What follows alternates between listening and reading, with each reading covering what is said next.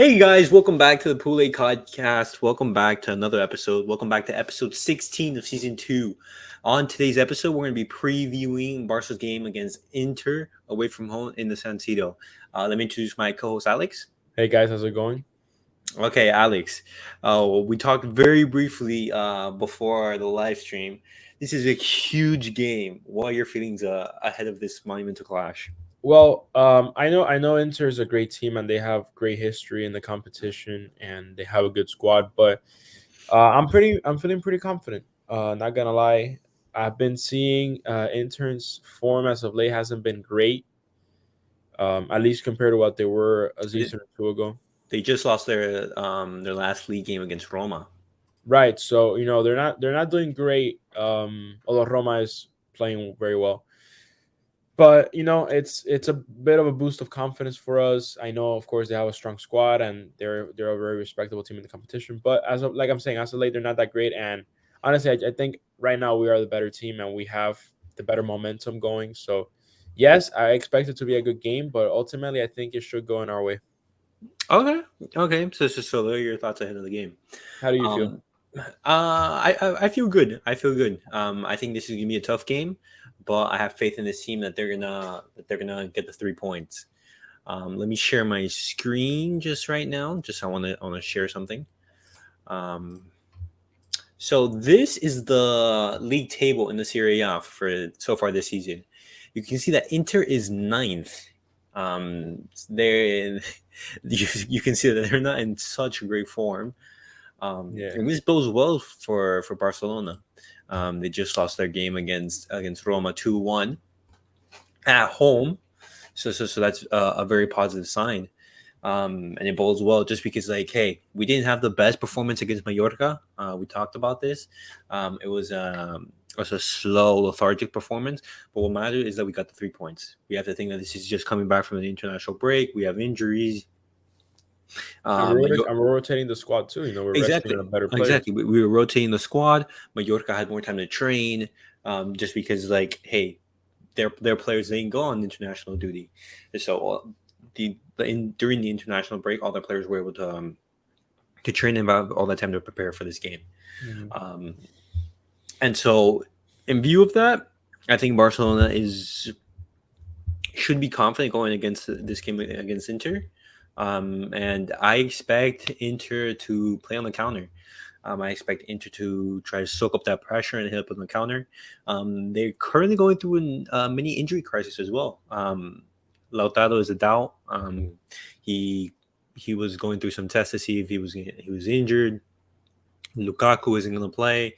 But as always, Inter have a great team. Skriniar in defense. A player who has question marks so far is Handanovic. He's had his ups and downs so far this season. But it's still going to be a big game regardless, just because Inter is a great team historically. Yeah, and that's true. But like you said, we gotta consider the fact that they are going through injuries, and their current form just isn't it.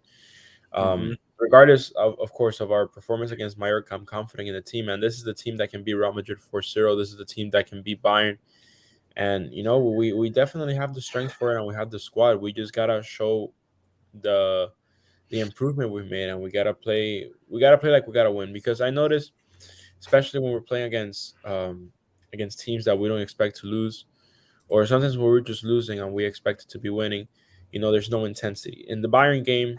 Um, The intensity was so key. I know after the 60th or 70th minute when we were already down 2-0, the intensity just dropped to the floor.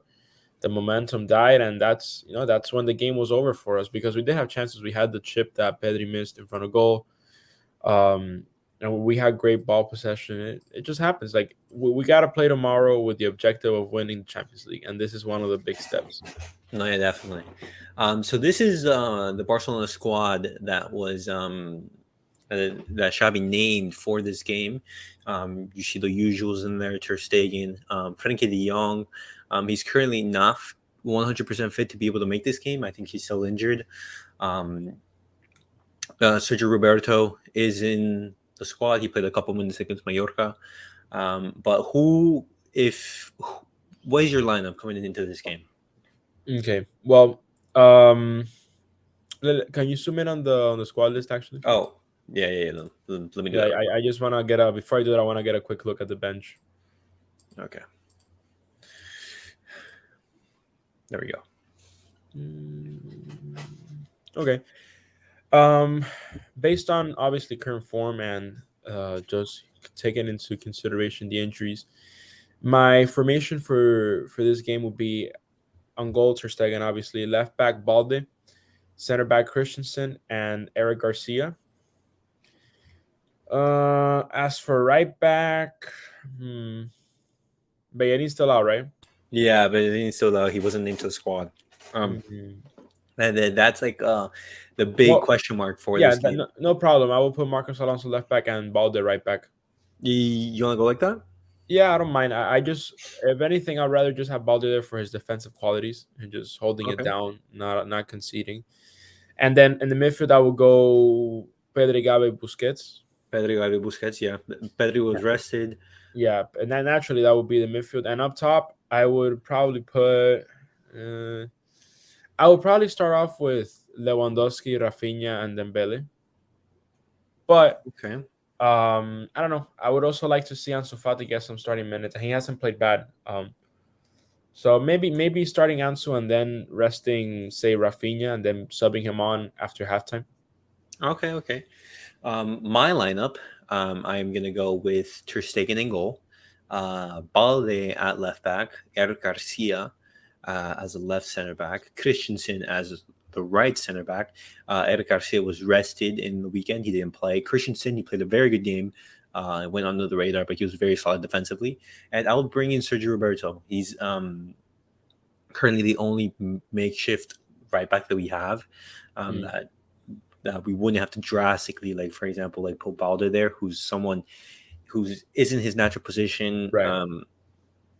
And even playing as when you're playing with the other foot, just the way you play, the way you control your ball, the way that you orientate, everything is just different.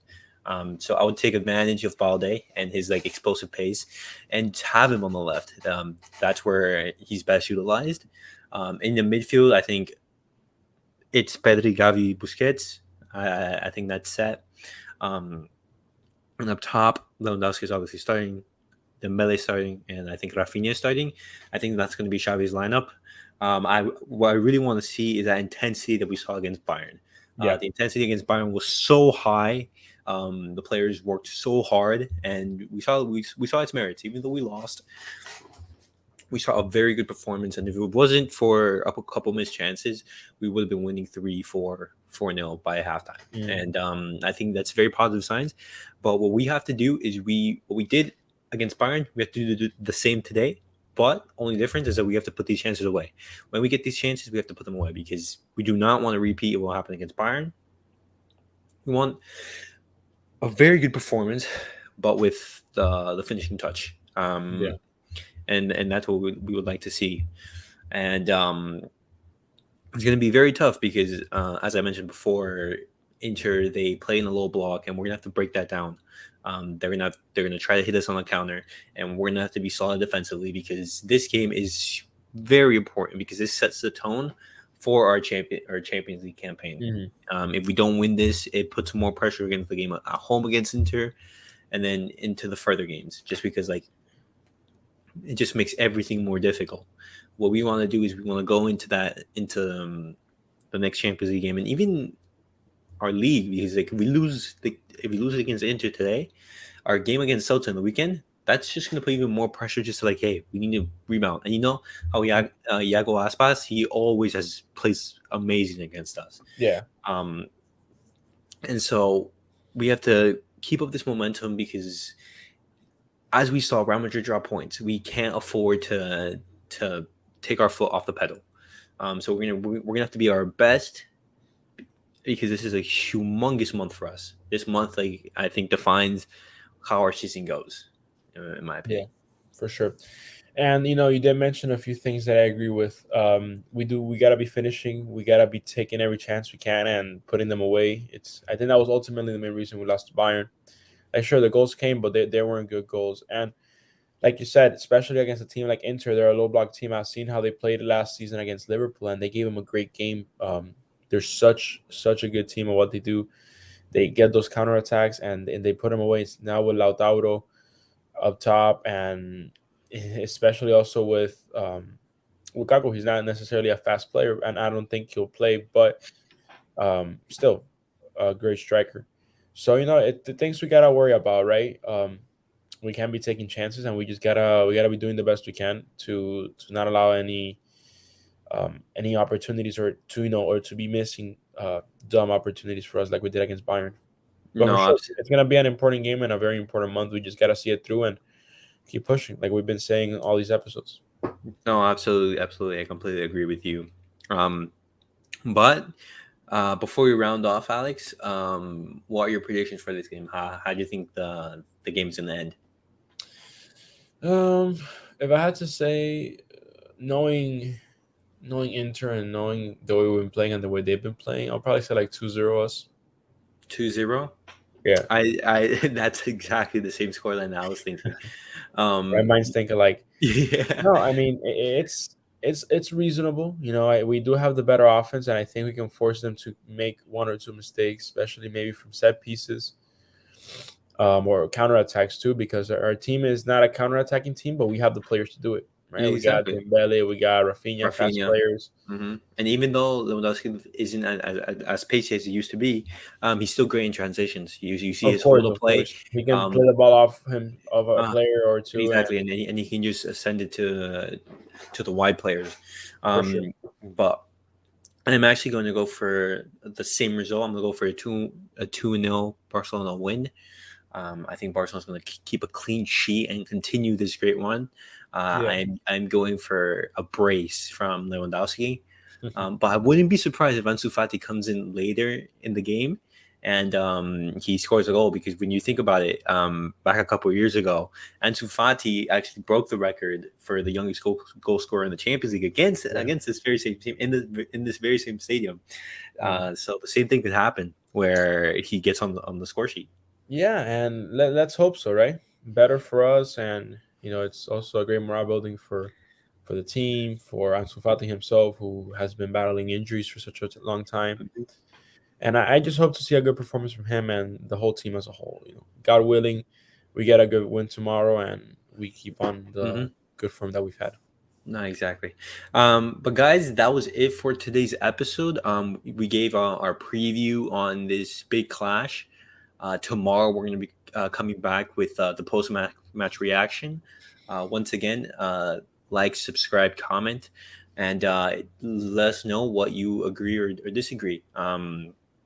Like, give us your thoughts and feelings ahead of the game. But that's it for today's episode, and we'll catch you guys all tomorrow. Thank you, guys.